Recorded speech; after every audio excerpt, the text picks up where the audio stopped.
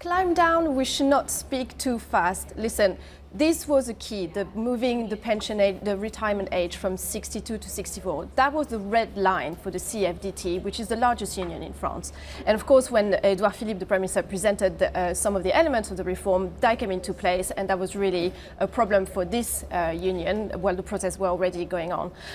Of course, so they announced this weekend that they would be okay to take away that age, and they will do a conference on financing, like the CFDT called for, to come up with other solutions. So they're inviting the unions and other social partners to present other solutions rather than raising the pension age, come up with other solutions so that the pension system is balanced, because they will come to a 12 billion euros deficit by 2027. So they want other solutions. So this conference will happen, and the solutions need to come by the end of April.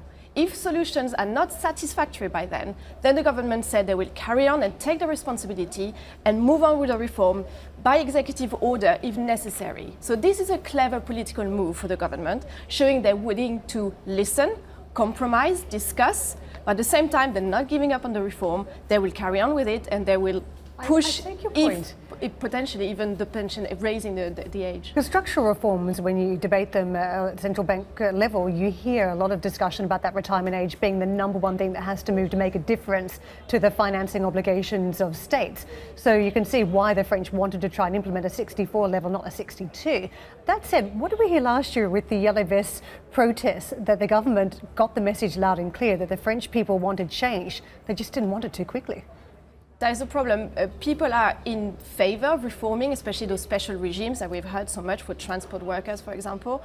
But raising the retirement age was it's very unpopular in the polls. So it was an element here. People retired at about 63.5 years old anyway. So politically, it was a bit tricky to actually put that age in the law. It was a bit of a damage here for the government. They didn't need to, because people already retired at age, and it's very unpopular.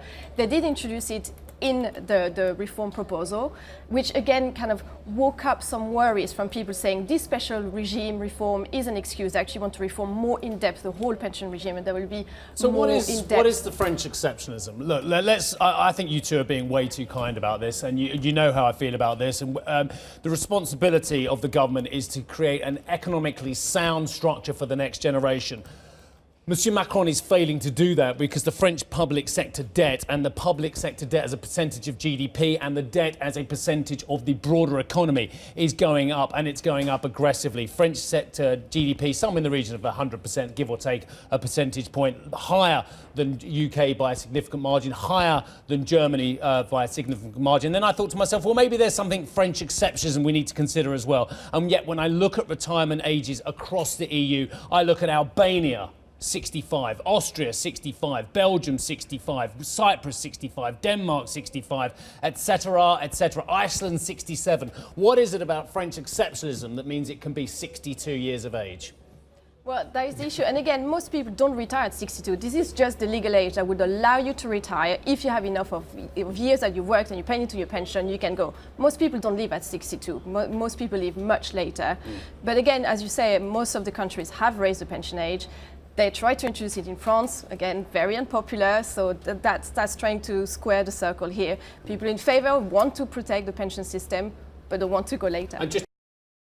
Hi, I'm Joanna Bersecci, and thank you for watching. You can check out more of our videos by clicking on the boxes on the screen. And don't forget to subscribe to our channel for more from CNBC International. Thank you for watching.